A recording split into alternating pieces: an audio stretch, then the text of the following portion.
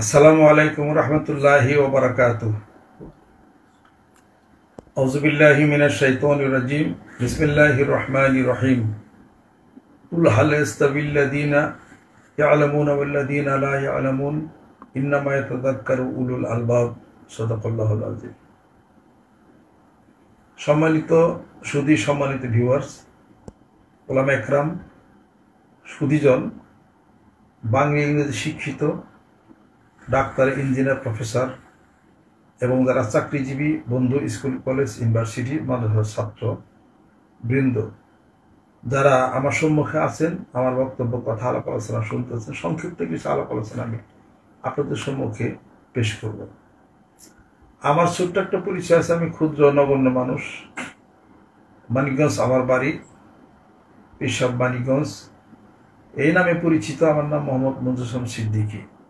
ঢাকা বিশ্ববিদ্যালয় থেকে আমি আরবির উপর পিএইচডি ডিগ্রি করেছি এবং আমার টপিক ছিল আল ইমাম আবু হানিফা ও মুসাহামাত ফি ইলমিল ফিকহ।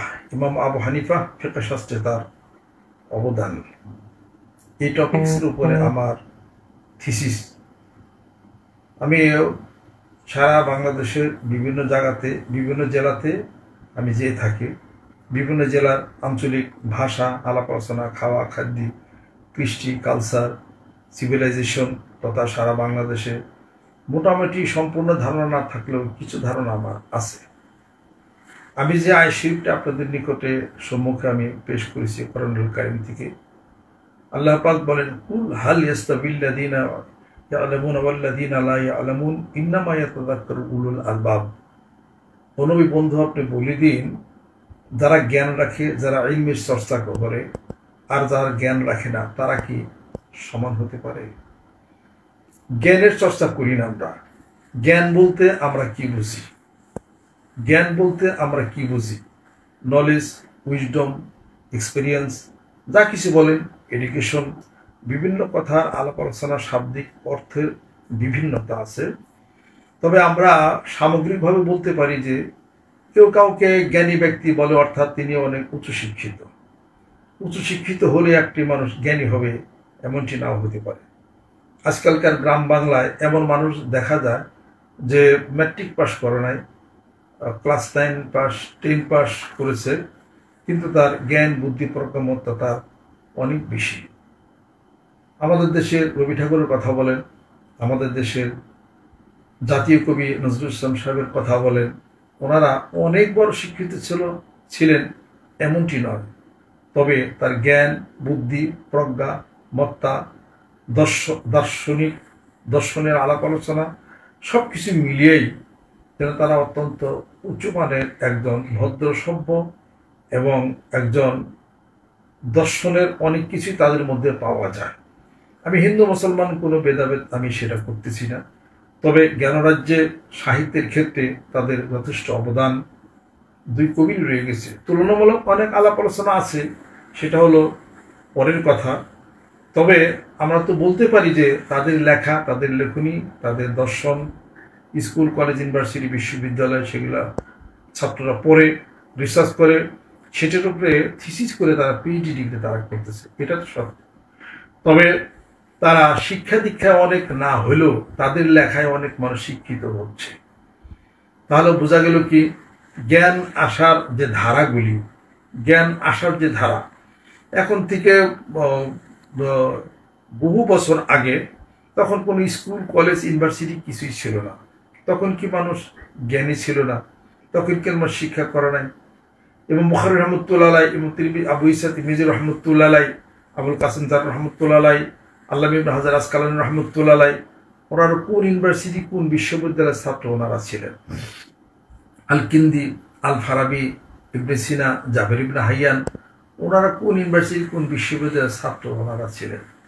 জ্ঞান আসার, জ্ঞানের সংজ্ঞা প্রথম, জ্ঞান আসার ধারা কি তা দ্বিতীয়, এবং জ্ঞানের চর্চা সমাজে প্রতিষ্ঠা করতে হবে সেটার ধারা তৃতীয় নম্বর।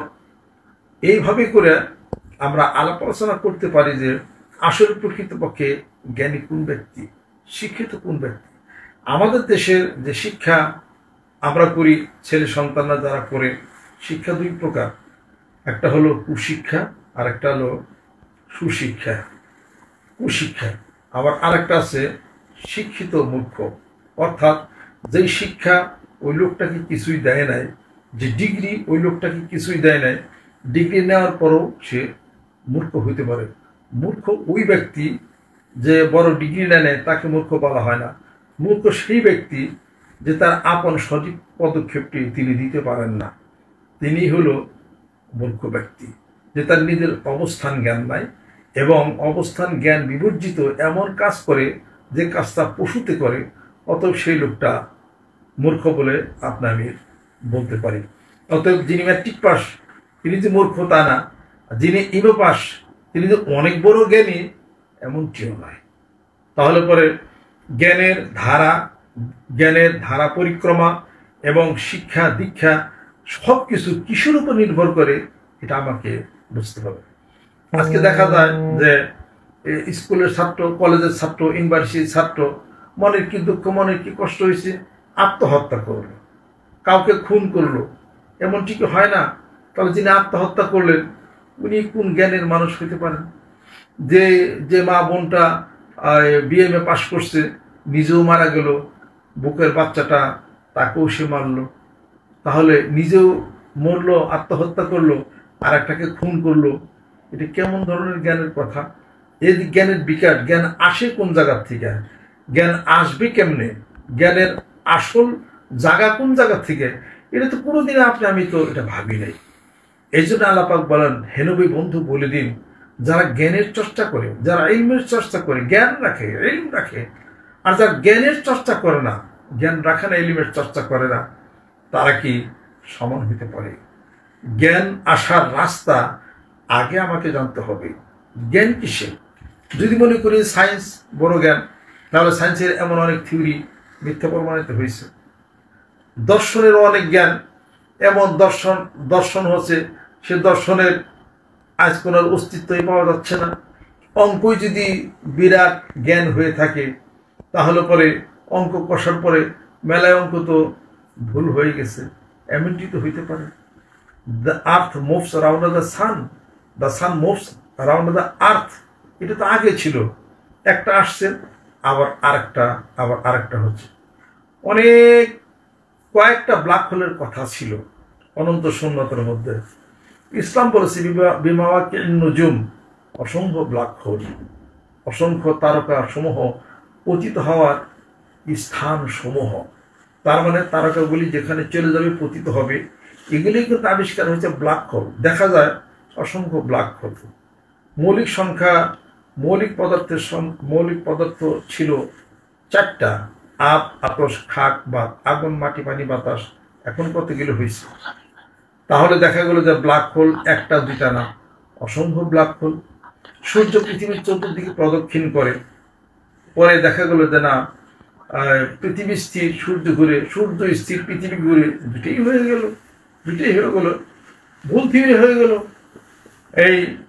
এই সৌরজগৎকে আকর্ষণ করে এই যে আকর্ষণ হচ্ছে, যেটা পৃথিবী ঘুরে, সূর্য ঘুরে, এই বলয় এগুলো ঘুরছে, সাইক্লিক অর্ডার, এগুলো সব ঠিক রেখে যা ঘুরতেছে, এগুলো ঘুরে তার কারণটা কি? ঘুরে কারণ হলো কি?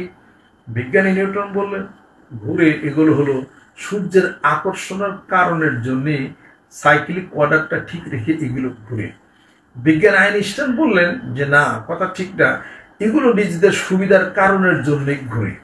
তাহলে দুই বিজ্ঞানের থিওরি দুটোই হলো, কথা ঠিক না? ডাক্তারের আবিষ্কারের ফলে একবার আবিষ্কার হলো, পেপার পত্রিকার মধ্যে আমরা পড়লাম, মায়ের দুধের মধ্যে ক্যান্সারের জার্ম আছে। এবার দেখা যায় যে মায়ের দুধের কোনো বিকল্প নাই, থিওরি উল্টায় গেছে কিনা। আগেকার দিনে ডাক্তারের থিওরিতে কি ছিল? জ্বর আসলে ভাত খাওয়া যাবে না, তারপরে গোসল করা যাবে না। থিওরি কিন্তু উল্টায় গেছে। এখন ডাক্তার সাহেব প্রশ্ন উত্তর দিবেন, থিওরি কি উল্টে গেছে?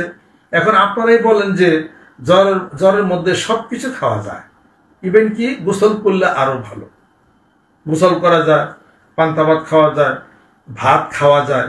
তাহলে আগের থিওরিটা কেমন ছিল, এখনকার থিওরিটা কেমন হয়ে গেল? 50 বছর আগে যে থিওরি ছিল সেই থিওরি এখন উল্টে গেছে। বোঝা গেল 50 বছরের জ্ঞান বর্তমানের জ্ঞান এক না, একটু পার্থক্য রয়ে গেছে। অনুরূপভাবে দেখেন, এই এখনো তো বর্তমানে ডাক্তারদের মধ্যে এটাও আছে যে জিন নাই, ভূত নাই, পিটা নাই, ওটা নাই, জাদু নাই, টোনা নাই, কুফুরি নাই, হ্যান ত্যান, এগুলো কিছুই নেই, এগুলো কিছুই নেই। আমি আপনাদেরকে লক্ষ্য করে বলি, আপনারা নিশ্চয় কোরআন শরীফ আপনারা পড়েন না, কোরআনুল কারীম আপনারা পড়েন না। আপনারা ডাক্তারি শাস্ত্র নিয়ে এই অস্থিটা, টেনটিটা, তারপরে θ/θ=1, কেমিস্ট্রির বিভিন্ন টার্মস অ্যান্ড কন্ডিশন, ব্যাংক কাটাকাটি, বিষয় বৃত্তান্ত নিয়ে খুব ব্যস্ত থাকেন আপনারা। এত ব্যস্ততার মধ্যে কোরআন শরীফ সূরাতুল বুরুজ আপনারা পড়বেন, বা সূরা হাদীদ পড়বেন, সূরা তওবা পড়বেন, এই সমস্ত সূরাগুলি পড়ার সময় আপনাদের হয় না। এগুলো হুজুরা পড়বে, এগুলো যারা টুপি মাথায় দেয় তারা পড়বে, এগুলো পিসাবরা পড়বে, আমের দিনে যারা ই করে আপনার ওই মোল্লা মুসল্লিরা মিলাদ পড়া, এগুলো তারা হয়তো পড়বে। এগুলো আমাদের কোনো দরকার নেই, এগুলো হল আউটডেট। এগুলো যারা জানাজার নামাজ পড়ায় তাদের হলে এগুলো দরকার এবং প্রয়োজন। অর্থাৎ কোরআনুল কারীম অনেক অনেক সব ডাক্তারের কথা আমি বলি না, কোরআনুল কারীম ভালো করে তারা হয়তো পড়েনি না, তারা হয়তো রিসার্চই করেন না। কোরআনুল কারীম, there is no doubt in this holy Quran. This is the book of absolute from high. Why don't you test the validity of this theme? কোরআনুল কারীম, এটা তো কোনো সন্দেহ নাই, এটার মধ্যে কোনো সন্দেহ নাই, কোনো অক্ষর, কোনো কিছু, কোনো ভেক্টর নাই। আর যার উপরে কোরআনুল কারীম নাজিল হইল, তিনি এমন মানুষ, from the cradle to the grave, not a single drop of his life, যার জীবনের কোনোই মিথ্যা নেই, তার উপরে কোরআন নাজিল হলো। স্বয়ং মাবুদ মাওলা আল্লাহ পাক চ্যালেঞ্জ করলেন কোরআন, এবং রাসূলের কোরআন নাজিল হলো। ইয়াসিন ওয়াল কোরআনিল হাকিম ইন্নাকা লামিনাল মুরসালিন। আল্লাহ পাক বলে বিজ্ঞানময় কোরআনের শপথ, বিজ্ঞানময় কোরআনের শপথ। কোরআনের মধ্যে বিজ্ঞান আছে, আপনি বিজ্ঞান শিখেন, কোথেকে শিখেন? কোথা থেকে ভুল শিখেন? বলেন জিন নাই, তারপরে ভূত নাই বলছে কি? কোরআন শরীফের মধ্যে আছে। জাদু নাই বলছে, কোরআনুল কারীমের মধ্যে একাধিকবার জাদুর কথা আছে। সূরা নাস কোরআনুল কারীমের মধ্যে শুনেন। সূরা নাস এবং সূরা ফালাক কেন নাজিল হলো, কেন অবতীর্ণ হইল? এটা সূরা নাস এবং সূরা ফালাকের মধ্যে 11টা আয়াত শরীফ আছে। এক ইহুদি বালক আল্লাহ নবী সাল্লাল্লাহু আলাইহি ওয়াসাল্লাম বাড়িতে ছিল, তাকে দিয়ে এক লোক সেই মাথার চুল এগুলো সংগ্রহ করে তার মেয়েদেরকে দিয়া, এটা একটা খেজুরের কাটার মধ্যে, চিরুনির মধ্যে, সুতার মধ্যে 11টা গিরু দিয়া তারা জাদু করছিল। এই জাদুর প্রভাবটা কোন জায়গা থেকে আসে? এখন থেকে 3500 বছর আগে হযরত মুসা আলাইহিস সালাম জামানা আসছে। জাদুর বিপরীতে আল্লাহ নবী মুসা আলাইহিস সালামকে আল্লাহ পাক যে অলৌকিকতা দিতেন, মুজিজা দিয়েছেন, মুজিজা হলো সত্য, তার বিপরীতে জাদু হলো, এটা হলো মিথ্যা। তবে জাদুর প্রচলন ছিল, জাদু দিয়া মানুষকে তখন ওই গণকরা গণনা করে তারা বের করেছিল ফেরাউনের সময়, যে তোমার এই বংশে, তোমার এই বনি ইসরাইলের মধ্যে এমন কেউ জন্মগ্রহণ করবে তোমার রাজ্যে, যার হাতে তোমার রাজ্য ধ্বংস হয়ে যাবে। তাহলে বিশাল ঘটনা। আপনার কোরআনুল কারীম পড়েন না, আপনারা জানেন না, আপনারা জাদুর বিরোধিতা আপনারা করতেছেন। সূরা আল বাকারা পড়েন আপনারা, অত্তাবা মা তাতলু শায়াতিন আলা মুলকি সুলাইমানা ওমা কাফারা সুলাইমানু ওয়ালাকিন্না শায়াতিনা কাফারু ইউআল্লিমুনা আন-নাসা সিহরা। স্পষ্ট তাদের কথা রয়ে গেছে, স্পষ্ট সূরা নাস ফালাকের মধ্যে রয়ে গেছে। এটা ভুল ভ্রান্তির মধ্যে, যা চোখে দেখি না তাকে বিশ্বাস করি না। জিন, ওমা খালাকতুল জিন্না ওয়াল ইনসা ইল্লা লিয়াবুদুন, জিন জাতি মানব জাতিকে দেখা যায়, জিন জাতি দেখা যায় না, তাইকে আপনি বিশ্বাস করবেন না? আল্লাহ পাক বলতেছেন দুই জাতিকে সৃষ্টি করেছে আমার ইবাদতের জন্য। সূরা জিন নামে একটা আল্লাহ পাক আল্লাহ পাক স্বতন্ত্র একটা সূরা আল্লাহ পাক নাযিল করেছেন। তাহলে পরে কিসের আপনার সায়েন্স, কিসের বিজ্ঞান, কিসের ডাক্তারি, কিসের হিসাবপত্র? কোরআন আমরা জানি না, চরম ভুলের মধ্যে রয়ে গেছি। হাদিস শরীফ জানি না, চরম ভুলের মধ্যে রয়ে গেছে। হাদিস শরীফের সত্যতা, কোরআনের সত্যতা আল্লাহ পাক চ্যালেঞ্জ করে দিয়েছেন। ওয়াইন কুনতুম ফি রাইবি মিম্মা নাযালনা আলা আবদিনা ফাতু বিসূরাতিন মিন মিসলি ওয়া দুআউ শুহাদাতুম মিন দুনিল্লাহি ইন কুনতুম সাদিকিন। কোরআনুল কারীমের একটা সূরার মতো সূরা তোমরা বানায়া দেখাও, পারো নাকি? তাও পারে না। 10টা সূরা কুল ফাতু বি কুল ফাতু, রাসূল আপনি বলে দিন যে তোমরা কোরআনুল কারীমের মতো 10টি সূরা আমাকে তোমরা রচনা করে দেখো। বিআশরি সূরা মিসলিহি মুফতারিয়াতিন ওয়াদু মান ইসতাতা মিন দুনিয়াল ইন কুনতুম সাদিকিন। 10টি সূরা পারা নাই, একটি সূরা পারা নাই। সূরা বনী ইসরাঈল দেখেন, খুলে দেখেন, কুল আইন ইসতামাতিল ইনসু ওয়াল জিন্নু আলা আইয়াতু বিমিসলি হাদাল কুরআন লা ইয়াতু বিমিসলিহি ওয়ালাউ কানা বাযুহুম লিবাযিন যহিদা।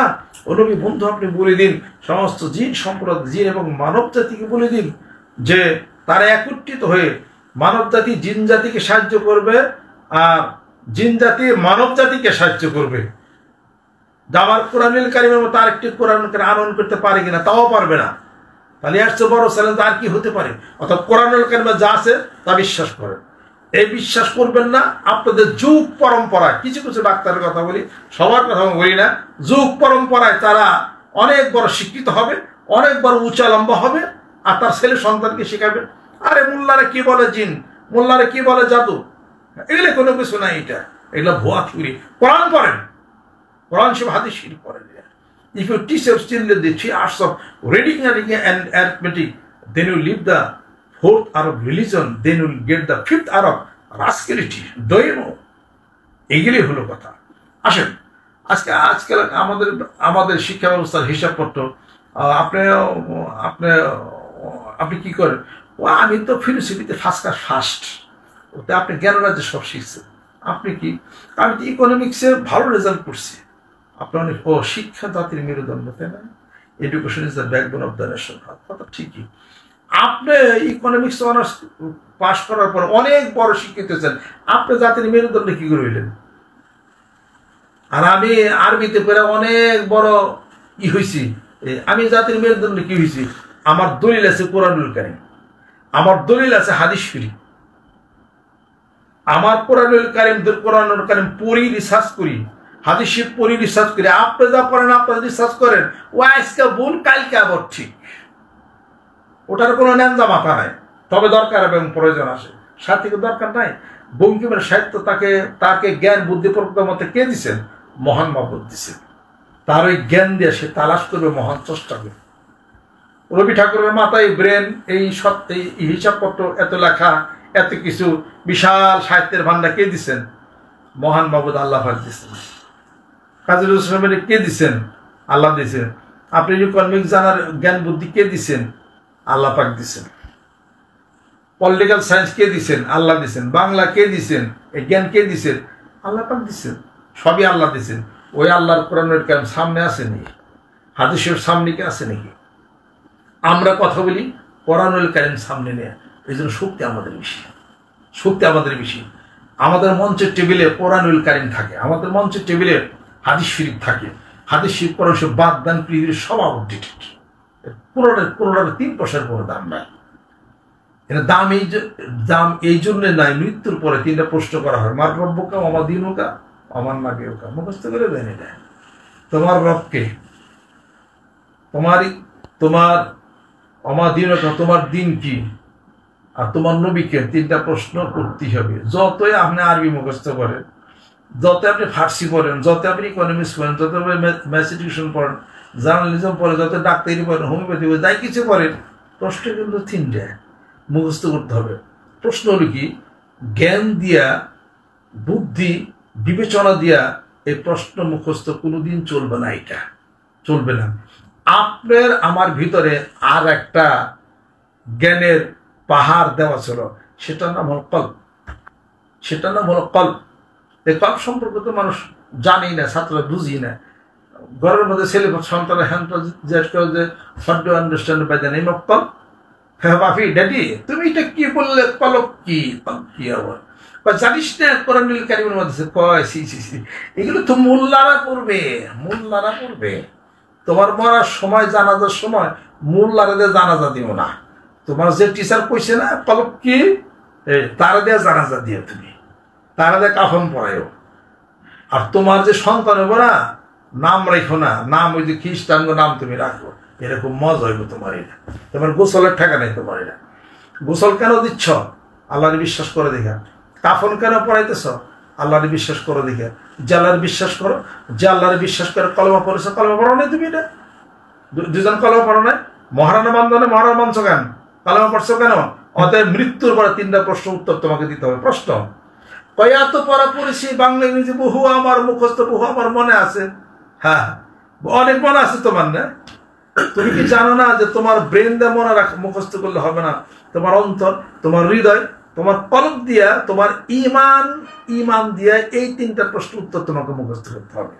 মার রব্বুকা, তোমার রবকে, তুমি মার রব্বুকা, তোমার রবকে, এ কথার উত্তর তোমাকে দিতে হবে। কি উত্তর দিবে তুমি? রব্বুন আল্লাহ, আমার রব আল্লাহ। আমার দিনুকা, তোমার দিন কি? অন্তর দেয়, হৃদয় দিয়া, আমার দিন হল ইসলাম। ইসলামের স্তম্ভ কয়টা? কলেমা, নামাজ, রোজা, হজ, যাকাত। কলেমা, নামাজ, রোজা, হজ, যাকাত 5টা। কলেমাও ঠিক নাই, লা ইলাহা ইল্লাল্লাহ জিকিরও ঠিক নাই, নামাজও ঠিক নাই, রোজা, হজ, যাকাত কোনোটাই করি নাই। উত্তর দিতে পারবেন না আপনি। আমার নবীকে, তোমার নবীকে, নবীর সুন্নতি আদায় করি নাই। 5 ওয়াক্ত ব্রাশ করছি, মেসাজ করে নেই। ব্রাশ করা কোনদিন সুন্নত না, মেসাজ করা সুন্নত। ব্রাশের প্লাস্টিক, পানি জমে থাকে, ব্যাকটেরিয়া হতে পারে, ডাক্তার সব কথা ঠিক কিনা বলেন যারা সায়েন্স বিজ্ঞান সম্পর্কে জ্ঞান রাখেন। আর কাঠের যে মেসাক নেবে, ডালের মেসাক, পিতার মধ্যে কোনো ব্যাকটেরিয়া হয় না, ওরা মেসাক করার টিভি দিলে ওটা শুকিয়ে যায় বলে। এই জন্য এইগুলা যে মেসাক করে, এগুলো সুন্নত। এটা নবীর সুন্নত সাথে নাই, এরপরে সুন্নতের মহব্বত নাই, ভালোবাসা নাই, তাহলে পরে সুন্নতের খেয়াল নাই, তাহলে ওমান নাবিউকা, তোমার নবীকে এ প্রশ্ন উত্তর দিতে পারবেন না। আর আল্লাহ আল্লাহ বলেন নাই, জিকির করেন নাই, তোমার রবকে, রব্বুন আল্লাহ, আমার রব আল্লাহ, এটার উত্তর দেওয়া হবে না। অত জিকির করতে হবে, আল্লাহ আল্লাহ আল্লাহ আল্লাহ জিকির করেন না। আমার বক্তব্য যারা শুনতে, যারা জিকির করেন না, হুজুর কেমন কথা করেন? ইউটিউবের মধ্যে সেদিন শুনলাম আল্লাহ আল্লাহ জিকির করা বেদাত। আপনার দাঁত কয়টা আছে দিহি? আমার দাঁত 32টা আছে, ভালোই আছে আমার দাঁত। আপনি আল্লাহ আল্লাহ বেদাত না? আপনি শিখেছে কেন? কবরে যাওয়ার পরে প্রশ্ন কি করা হবে? মার রব্বুকা, তোমার রবকে। উত্তর দিবেন কি? উত্তর দিবেন কি? আল্লাহ না? তা আল্লাহ বলা বেদাত, উত্তর দেন না আল্লাহ বলে। আল্লাহ বলা বেদাত, আল্লাহ আল্লাহ বলার কোনো অর্থ নাই। উত্তর দিবেন কেন? আপনি দিবেন সুবহানাল্লাহ। যখন আপনার প্রশ্ন করা হবে, মন কানে প্রশ্ন করে মার রব্বুকা, তোমার রবকে, আপনি করবেন আলহামদুলিল্লাহ। আবার মন কানে প্রশ্ন করে দেয় মিয়া, আমি যে তোমার রবকে, আপনি বলবেন সুবহানাল্লাহ। কি কারণ? আমি কি একটা, তুই কথা একটা। ইউটিউবের মধ্যে বহু বক্তার ওয়াজ শুনছি তো, আল্লাহ আল্লাহ জিকির করা, আল্লাহ আল্লাহ বলা, এটা হলো বেদাত। যেহেতু আল্লাহ বলা এটার কোনো অর্থ নেই, আল্লাহ বলা যাবে না। অতএব আমি এই জন্য যতবার আপনি আল্লাহ বলবেন, জিজ্ঞাসা করবেন মার রব্বুকা, ততবার আমি বলবো সুবহানাল্লাহ, আবার বলে আলহামদুলিল্লাহ, আবার আল্লাহু আকবার, যেটার অর্থ আছে। কবরে যায়া মার রব্বুকা প্রশ্ন উত্তর সুবহানাল্লাহ করেন, অথবা আল্লাহ আল্লাহ জিকির করেন। লা তাকুমু সাদ হাত্তা ইউকালা ফিল আরদি, আল্লাহ আল্লাহ, ওই পর্যন্ত কিয়ামতই হবে না যে পর্যন্ত একটা মানুষ আল্লাহ আল্লাহ বলবে, তাহলে কিয়ামত হবে না। অথবা আল্লাহ বললে আল্লাহর অর্থ নাই শাব্দিক। আল্লাহ বললে 40 সওয়াব জেনে নেন। তিরমিজি শরীফের মধ্যে আছে, হাদিস শরীফের মধ্যে, যে ব্যক্তি কোরআনুল কারীমের একটা অক্ষর উচ্চারণ করবে, একটা অক্ষর, একটা নেকি 10 নেকির সমান। তাহলে আলিফ লাম মিম, আল্লাহ রাসূলের মধ্যে বলি না আমি আলিফ লাম মিমের একটা অক্ষর, বরং আলিফ একটা অক্ষর, লাম একটা অক্ষর, মিম একটা অক্ষর। আলিফ লাম মিম লিখতে কত শব্দ হলো? 3টা। 3 × 10 = 30, আর আল্লাহ লিখতে কটা? 4টা। 4 × 10 = 40। আল্লাহ বলে 40 সওয়াব। উল্টা পাল্টা বয়ান বক্তৃতা সমাজের মধ্যে বিশৃঙ্খলা করো, তাই না? আল্লাহ বলতে 40 সওয়াব। তাহলে কবরে যায় তোমার রবকে, এটার উত্তর তুমি সুবহানাল্লাহ কইও। এটা খুব ভালো কথা হইবে না। অর্থাৎ তোমার রবকে, আমার রব আল্লাহ, এই জন্য জিকির আল্লাহ আল্লাহ জিকির করো। দুনিয়ার সমস্ত বক্তব্য হামনাত কইতে পারে, কত চিল্লা কইতে পারে, আর আল্লাহ আল্লাহ বলতে বলতে চুপে চুপে চুপে চুপে আল্লাহ আল্লাহ বলো, ছুটে ছুটে আল্লাহ আল্লাহ আল্লাহ আল্লাহ বলো, জোরে জোরে আল্লাহ আল্লাহ বলো। তোমার শব্দ শুনে আরেকজন আল্লাহ আল্লাহ বলবে, তোমার শব্দ শুনে আরেকজন আল্লাহ আল্লাহ বলবে। অথবা আসেন, মূল জ্ঞান যেখান থেকে আসে, সে জ্ঞানের ধারা হলো আল কোরআন আল কারীম। আলিফ লাম রা কিতাবুন আনজালনা ইলাইকা লিতুখরিজান নাসা মিনাজ যুলুমাতি ইলান নূর। অন্ধকার থেকে আলোর দিকে যাওয়া যাবে একমাত্র এই জন্য আল্লাহ পাক তার রাসূলের কোরআনুল কারীম নাযিল করেছেন।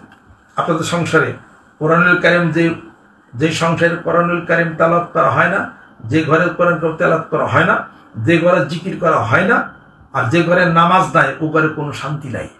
মারামারি, কাটাকাটি, হানাহানি, এটা ওটা হ্যান ত্যান এগুলিও হবে, অশান্তিতে ভরে যাবে। অতএব ছেলে সন্তান আহলাকা বিশ্বলাতে ওয়াস্তাবির আলাইহা, নামাজের হুকুম করেন, কোরআনুল কারীম তেলাওয়াতের হুকুম করেন, জিকির করেন। পিতামাতারা ছেলে সন্তানের কাছ থেকে শান্তি পাবেন, আদব কাজে ভদ্রতা সভ্যতা করবে।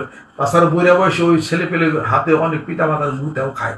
কারণ কি? ওই যে কোরআন পড়া শিখেন, ওই যে জিকির শিখেন, ওই যে নামাজ শিখেন। নামাজ যখন পড়বে ইন্না সালাতা তানহা আনিল ফাহশাই ওয়াল মুনকার, আর জিকির যখন করবে তখন কলবের মধ্যে তার আলো আসা শুরু করবে। কোরআন করবে, কলবের মধ্যে আলো আসা শুরু করবে। আলো যখন আসবে অন্ধকার দূর হয়ে যাবে। এটাই হলো কথা। এটা আসুন আল্লাহর পাগলেরা, আল্লাহর আশিকেরা, আমরা যারা আমাদের ছেলে সন্তানদেরকে শিক্ষা দীক্ষা করি, স্কুল কলেজ ইউনিভার্সিটি এই সমস্ত পড়াই, কিন্তু কোরআন হাদিস শরীফে আলো যদি সন্তানদের প্রতি না থাকে তাহলে দেখা যাবে যে এই মেয়ে ফেল করছে, মনের দুঃখে যে হাসি নেবে, পট্টপট্টিকে খুলে দেখা যায় মা এটা রাগ করছে, বিষ খাইছে, বা রেজাল্ট ভালো করে নাই, ফাঁসি নিছে। কেন নিছে? তার ভিতরে হলো অন্ধকার, কোরআনের আলো নাই, হাদিসের আলো নাই, জিকিরের আলো নাই। যার পর সে আত্মহত্যা করে, যার পর সে খুন করে। বলবেন একজন হুজুর কি খুব ভালো? একজন হুজুর সবটু ভালো না হলেও অন্তত পক্ষে আত্মহত্যা তো করে না, অন্তত পক্ষে খুন তো করে না। একজন মহিলা মা বোন যারা মাদ্রাসায় পড়েন, বরখা পড়েন, তারা নিজেরাও মরেন, সন্তানের খুন করেন, এমনটি ঘটনা কম। তবে হ্যাঁ, দেখা যায় যে কুটিতে হতে একজন হুজুর বা একজন কেউ আছে নিজের মনের কষ্টে হয়তো আত্মহত্যা করছে। আমারই ঘটনা জানা নাই, হলে হইতে পারে, তবে সংখ্যা খুব রিয়ার, সংখ্যা কম। একজন হুজুর সে তার পিতামাতার ভরণ পোষণ করে, এই পাশের বাড়ি চুরি করে না, ডাকাতি করে না, টুকিটাকি বিষয় কিছু কিছু পাওয়া যায় টুকটাক, যেটা সংখ্যায় খুবই কম। হয়তো কোনো মাদ্রাসায় কোনো হুজুর ছাত্রদেরকে বেদ্যা মারছে বা পিটাইছে, বা কোনো খারাপ কোনো অশ্লীলতা দু একটা দেখা যায় পত্রিকার মধ্যে, সেটা তো কুটিতে একজন, সবাইকে এরকম 25,000 মাদ্রাসা, কমি মাদ্রাসা সারা বাংলার জমিনের বুকে আছে। কয়টা জায়গায় এরকম খারাপ হয়েছে এটা। আর তার বিপরীতে দেখেন গা ভুরি ভুরি হিসাবপত্র। যদি আমাদের সমাজ ব্যবস্থায় যদি আল্লাহ পাকের জিকির থাকে, নামাজ থাকে, কোরআন শরীফ তেলাওয়াত যদি থাকে, তাহলে পরে তাদের ব্রেন ফুলবে, স্মৃতিশক্তি বাড়বে। আমরা হুজুর, আমার কথা আপনি বলেন, আমরা হুজুর মাথায় টুপি দিছি, জুব্বা পড়ছি, জিকির আজকাল কোরআন শরীফ পড়ি, আমাদের সে ভালো স্কুল কলেজ ছাত্র, ইউনিভার্সিটি ছাত্র পারো না ভালো বেশি। আমরাই ভালো রেজাল্ট সারা বাংলাদেশে আমরাই করি। আমাদের মাথা কুল, আমাদের মাথা ঠান্ডা, আমরা গরম হয়ে কোনো কাজ কখনো আমরা করি না, যেহেতু কোরআন শরীফ তেলাওয়াত করি। আপনি কোরআন শরীফ তেলাওয়াত করেন। আর যে সমস্ত স্কুল কলেজ ইউনিভার্সিটির ছাত্ররা যারা আছেন তারা অনেক ভালো, তারা অনেক ভদ্র, তাদের শিক্ষার সাথে যদি কোরআন হাদিসের শিক্ষা যদি মিলে শোনায় সহায়তা হবে, এটা ভালো। এদেশের যেমন শিক্ষা ব্যবস্থা বিজ্ঞানের উন্মেষের জগতে যতটুকু জ্ঞান, প্রজ্ঞা, মত্তা, ভদ্রতা, সভ্যতা, আরবি শিক্ষার পাশাপাশি যদি তারা এই নৈতিকতা, এই শিক্ষাও যদি তারা গ্রহণ করে, শোনায় সহায়তা আরো ভালো হবে। দেখা যায় যে অনেক হুজুর অনেক ভদ্রতা সভ্যতারই জ্ঞান দেয়, এমনটা হইতে পারে। এক পেশে শিক্ষা ব্যবস্থা তারা নিছে, জ্ঞান শিক্ষার কোনো জ্ঞান নাই, জ্ঞানের শিক্ষাও তারা নিক, ও শিক্ষাও তারা নিক। প্রশ্ন হলো কি, একটা ছেলে যখন ছোটবেলার থেকে জ্ঞানের শিক্ষা যখন শিক্ষিত হবে, কোনোদিন সে আরবি শিক্ষা পরে তার কোনোদিন এটা হবে না, কোনোদিনটা হবে না। ইলম শিক্ষা করা হলো ফরজ, তলাবুল ইলমি ফরিদাতুন আলা কুল্লি মুসলিম। ইলম শিক্ষা করা হলো ফরজ। ইলম শিক্ষা না করলে পরে সে বাড়াবাড়ি তার মধ্যে ক্রোয়েলটি এসে যাবে। এই আগে শিখবে, শিখার পরে সায়েন্স, বিজ্ঞান, জুলজি, অ্যাস্ট্রোনমি সব কিছু সে শিখবে, সব কিছু তার ধারণা হবে। ডাক্তারি ব্যাপারও সে শিখবে, ডাক্তারি আবিষ্কার আল্লাহ পাকে দিয়েছেন, এটাও তো দরকার আছে। কিন্তু প্রথমে সে কোরআন হাদিস শিখবে, এলেম সে অর্জন সে করে নেবে। এই কোরআন হাদিসের এলেম যদি সে ফরজ এলেম আগে শিক্ষা না করে, তাহলে সে বিএমএ পাশ করার পরে, জেনারেল শিক্ষিত হওয়ার পরে আবার ঘুরে আসে সে মাদ্রাসায় পড়ে এলেম শিখবে, কোনোদিন এটা কখনো এটা সম্ভব, কোনোদিন এটা হবে না এটা। বন্ধুরা এবং আমার সঙ্গে আরও যারা আছেন, আসেন আমরা আমাদের দেশকে সুন্দর সাবলীল ভালো করি এবং ভিতরে হিংসা বিদ্বেষ আমরা পরিত্যাগ করি, শিখ পরিত্যাগ করি। মানব জীবনের সবচেয়ে বড় অপরাধ হলো দুইটা। কোথায় কোন হাদিস কিতাবে আছে সেটা হলো পরের কথা, সে আপনারা ভালো করে জানেন। সেটা দুইটা অপরাধ হলো সবচেয়ে বড় অপরাধ। এক নম্বর হলো শিখ, আর এক নম্বর হলো অহংকার। শিখ মানব জীবনের সমস্ত ইবাদত বন্দী সবই নষ্ট করে দেবে, আর অহংকার হলো দ্বিতীয়ত একটা মানুষকে ধ্বংস করে দিবে, তার জাগতিকভাবে তাকে ধ্বংস করে দিবে, আর শীঘ্র তার পরকালে আমলগুলো তার নষ্ট করে দিবে। এই দুইটা জিনিস হলো সবচেয়ে খারাপ জিনিস। অতএব ভিতরে শীতটাকে বর্জন যদি আপনি করতে পারেন, আর অহংকার থেকে নিজেকে যদি হেফাজত যদি করতে পারেন, তাহলে আশা করা যায় জান্নাতের সুবাস পাওয়া যাবে। এই জিনিসটা হতে গেলে আপনাকে চেষ্টা সাধনার দরকার। কিসের সাধনা করবেন আপনি? কিসের সাধনা করবেন? কোনো পীর সাহেবের সাধনা, কোনো বাবার সাধনা, কোনো দরবারের সাধনা, কার সাধনা? আল্লাহর সাধনা। সে সাধনা কি? সুবহানাল্লাহ, আলহামদুলিল্লাহ, আল্লাহু আকবার, লা ইলাহা ইল্লাল্লাহ। এই ধ্যান খেল করে এই সাধনা, হালাল রুজি খাবেন, হারাম থেকে নিজেকে হেফাজত করবেন। এই বেহেশত পাইতে গেলে সময় লাগে না, বেহেশত পায় মানুষ হারিয়ে যায় তাড়াতাড়ি, আর বেহেশত পায়া ঠিক রাখতে গেলে অত্যন্ত খুব কষ্ট।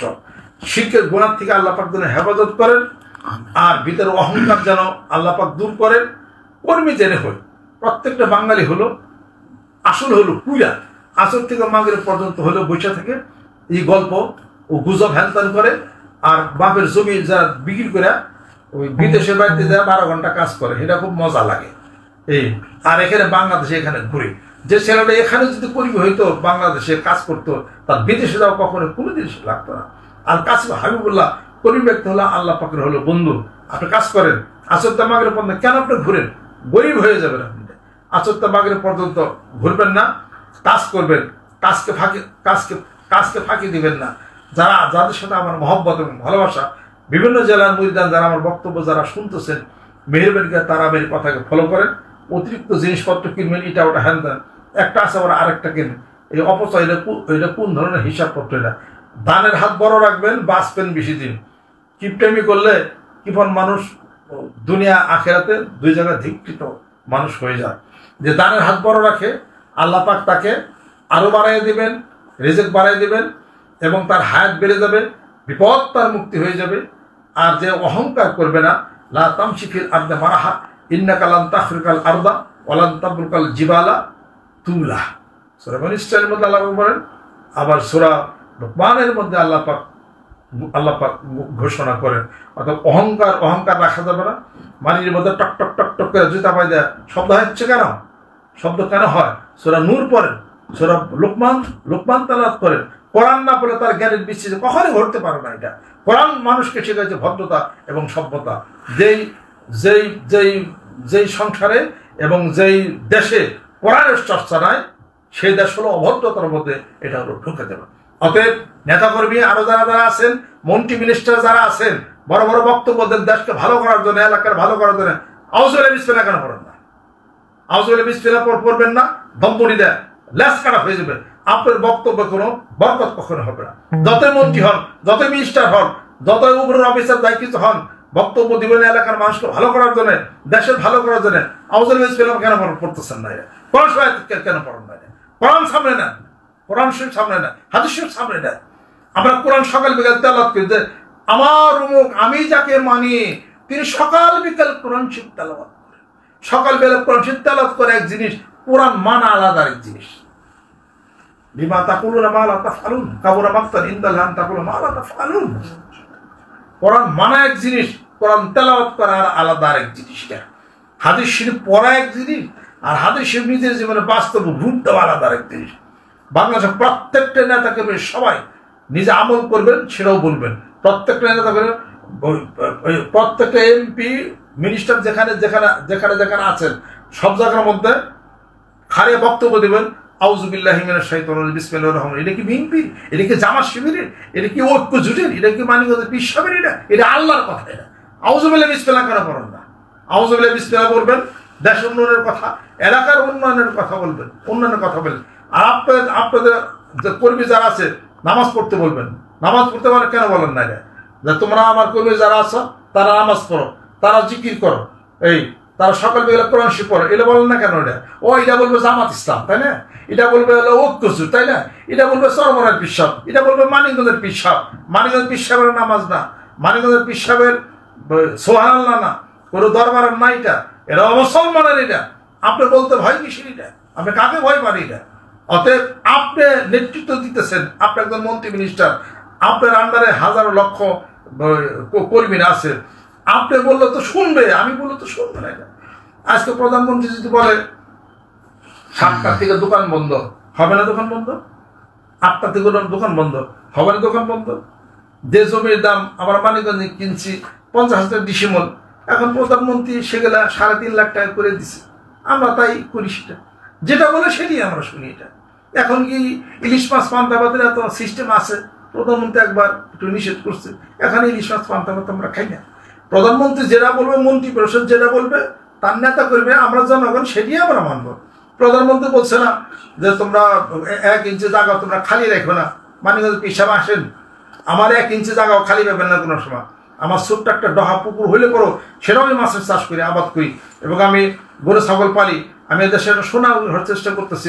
ওনার কথা ওনার আমরা ফলো করি। আমরা এটা ওনার 10টা কথা বললে সেটা মানে, তাই যদি মানে তাহলে উনিও আমাদের কথা আজকে থেকে বলবেন। মন্ত্রী পরিষদ সবাই আমাদের কথা বলবেন, জিকিরের কথা বলবেন, কোরআন শরীফ তেলাওয়াতের কথা বলবেন। কেন বলেন না?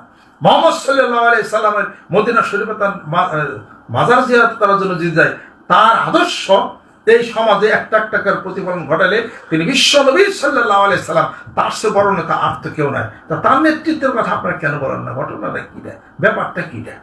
বিদেশে রেখে আমাকে গলা টিপিতে পারি কি? বিদেশের ভাত আমি খাই না, আমার বাংলাদেশের ভাত আমি খাই না। এগুলো সবার এটা বলতে হবে। এটা আল্লাহর কথা বলেন, ইসলামের দাওয়াত, দিনের দাওয়াতও দেন, দেশের উন্নতির কথাও বলেন। সবাই আপনাদেরকে সম্মান এবং সবাই আপনাদেরকে শ্রদ্ধা করবেন। এগুলো যখন বলা বলি করবেন, হুজুরদের অনেক মুখ বন্ধ হয়ে যাবো। এটা একটা পলিটিক্যাল থিম। এটা মানিকগঞ্জ দরবার শরীফ পক্ষ থেকে আমরা দেশের শান্তি এবং শৃঙ্খলার কথা বলে, সামনে আবার আসতেছি ইলেকশনের কথা। সব দলকে আমি বলছি, সবাই ইলেকশনে যান। ইলেকশন না যায় ঘরের মধ্যে বসে থেকে এই বুদ্ধিসমান কি লিখে, এটা বুদ্ধিসমান না আপনাদের জন্য একটা মাইনাস পয়েন্ট। এটা আর সবাই ইলেকশনে যাবেন, ইলেকশনে যাওয়াটাই হলো যুক্তিসঙ্গতিটা। হুজুর কি রাজনীতি জানে না? আমরা রাজনীতি জানি না, আমরা দেশের নীতি জানি। ওই রকম রাজনীতি আমরা করি না, দেশের নীতি আমরা করি। আমি কোনো দল করি না, আমি কোনো বিএনপি করি না, আমি কোনো আওয়ামী লীগ করি না। আমি বাংলাদেশ দল করি, বাংলাদেশকে ভালোবাসি। এদেশের জলবায়ু, এদেশের মাটি পানির সাথে আমার প্রেম এবং আমার ভালোবাসা, শ্রদ্ধা। এদেশকে ভালোবাসি। এদেশের সাথে বিরোধী দেখেও গেল সেটা কখনো বরদাস্ত করি না। আমি ভারতের বিপক্ষ না, আমি ভারতের পক্ষও না, আমি পাকিস্তানের পক্ষও না, আমি পাকিস্তানের বিপক্ষ আমি না, আমি বাংলাদেশের পক্ষে আমি না। এদেশের 30 লক্ষ মা বোনের শহীদের রক্তের বিনিময়ে এদের স্বাধীন হয়েছে না, এদেশকে আমি ভালোবাসি। আমি কোরআনকে ভালোবাসি, আমি হাদিস শরীফকে ভালোবাসি। আমি কোনো দল বুঝি না, আমি কোনো পীরগিরি বুঝি না, আমি আল্লাহ এবং আল্লাহ রাসূলকে বুঝি। আমি এই কথাই বুঝি না। সেই শান্তি শৃঙ্খলা রক্ষার জন্য আসুন সবাই সুন্দর মতো আসি। আমরা আল্লাহ পাক যেন আমাদেরকে রক্ষা করেন, এবং যুবক যুবতী আরো যারা স্কুল কলেজ ইউনিভার্সিটি যারা আছেন, মেয়েরা যারা আছেন, পর্দার সিস্টেমে চলেন, সম্মান শ্রদ্ধা আরো বেশি বেড়ে যাবে, আরো বেশি বাড়বে। আজকে আত্মহত্যা, মেন্টাল ফ্রাস্ট্রেশন, এত কিশোর গ্যাং, হ্যানত্যান এত হচ্ছে কেন? এত চেষ্টা করতেছেন, দর্শন ফিরাইতে পারেন না। ঘটনাটা কি? পর্দার ব্যবস্থা করেন, জিকির আজকের ব্যবস্থা করেন। আপনার নেতা কর্মীদেরকে নামাজের কথা বলেন, জিকির কথা বলেন, সব ঠান্ডা হয়ে যাবে, সব সুন্দর হয়ে যাবে। আলেম ওলামা সম্মান করবে, আলেম শ্রদ্ধা করবে। আরে হুজুর হলেন, তাই আপনি মুক্তি না? আপনি কি কাজ আপনার? কি কাজ আপনার? ফতোয়া দেন, তাই না? কি ফতোয়া দেন? অমুকে ভণ্ড, অমুকে কাফের, তারপরে অমুকে মুরতাদ, হ্যানত্যান, কলম গোটান এমনি করে পকেটে অনেক দিচ্ছেন ফতোয়া, অনেক কিছু দিচ্ছেন। কি করা পারছেন? কিছুই করতে পারেন না। ওই যে গুলিস্তানের থেকে কাফের লেখা চশমাটা পড়ছেন, হ্যাঁ, সামনে যত মানুষ দেন সব খালি কাফের, তাই না? আবার আরেকজনে বর্ণ লেখা চশমা কিনছেন, তার সামনে যত সব খালি বর্ণ লেখা দেখতেছেন। আরেকজনে কুফুরি লেখা চশমা দেখছেন, সব খালি কুফুরি। হ্যাঁ, আমাকে তো কত কিছু কইলেন, মানিকগঞ্জ ইটা, মানিকগঞ্জ ভণ্ড, মানিকগঞ্জ কাফির, এটার হাতে অনেক কিছু ধুয়ে দিচ্ছেন, তাই না? মানুষ কমাইতে পারলেন না? মানুষ আসে কেন? এত লক্ষ লক্ষ মানুষের সমাগম হচ্ছে কেন? 5 কোটি মানুষের টার্গেটটা মাঠের মধ্যে নামতে হয়ে যাবে ইনশাআল্লাহ তাআলা। আসেন ফতোয়া দিবেন, আমার ফতোয়া দেন না। এগুলো সমস্ত বাদ দিয়া, নিজেরা ধাক্কা ধাক্কি বাদ দেয়া সব এক ঘন্টা। আপনারা তো হাদিস কোরআন শরীফ বলে ওয়াতাসিবি বিহাবিল্লাহি জামিয়া ওয়ালা তাফাররাকু, কেন হাদিস শরীফ পড়েন নাই? আন্নাসু মাআদুন কামাদিন যাহাবি ওয়াল ফিদ্দা, এটা পড়েন নাই? এটা তো স্বর্ণরূপের খনির মতো। খনি গেছেন কোন জায়গায়? ঘটনা কি? এটা কিছু বলতে গেলে খালি ফতোয়া দেন, এটা ওটা হ্যান ত্যান। বহু ত্যাক্তি বিরক্ত অনেক কিছু করছেন সমাজের বুকে। ভালোবাসেন, দাওয়াত দেন, হেদায়েতের দাওয়াত দেন। কলম দেয় ফতোয়া দেওয়া যাবে, সংশোধন করা যাবে না। আর যদি দাওয়াত দেন, বুঝের মতো মহব্বত করেন, দাওয়াত দেন, অনেক জিনিস ইসলাহ হয়ে যাবে। আসেন, কাছে আসেন। কয়বার আসছেন? আল্লাহ নবী সাল্লাল্লাহু আলাইহি ওয়াসাল্লাম ওমরের বাড়িতে 3 বার গেছে। 3 বার গেছে দিনের দাওয়াত নিয়ে। ওমরকে অপমান করে খেদিয়ে দিছে। মানিকগঞ্জ আমি আমার কাছে কয়বার দাওয়াত নিয়ে আসছেন? কয়বার আসছেন? ও ফাঁকে ফাঁকে গুল্লি মারছেন শুধু খালি, তাই না? আমি তো বাংলা ভাষায় বলি, আমি তো ফাঁকে ফাঁকে খালি গুলি দিচ্ছেন। এটা সাবধান, কাছে চাপা যাবে না, মানে সব কাছে চাপাতে পারো না, দরবার কাছে যাবে না, দরবার তো ঠিক না, দরবার তো হ্যান, দরবার তেন, এটা ওটা হ্যান তাই। আপনাদের বক্তব্যে আমার ওর হাইলাইট করে দিছে। বিভিন্ন জায়গায় যত খারাপ কিছু বলছে, মানুষ আমাদেরকে দেখার জন্য আসছে। আসার জন্য লক্ষ লক্ষ মানুষ মুড়ি দিয়ে গেছে। লাভ কার হয়েছে? সাধারণ পলিটিক্যাল ব্রেনও আপনাদের নাই। আপনাদেরকে ব্রেন দেয় কেন? আপনারা ব্রেন দিয়ে কি করছেন?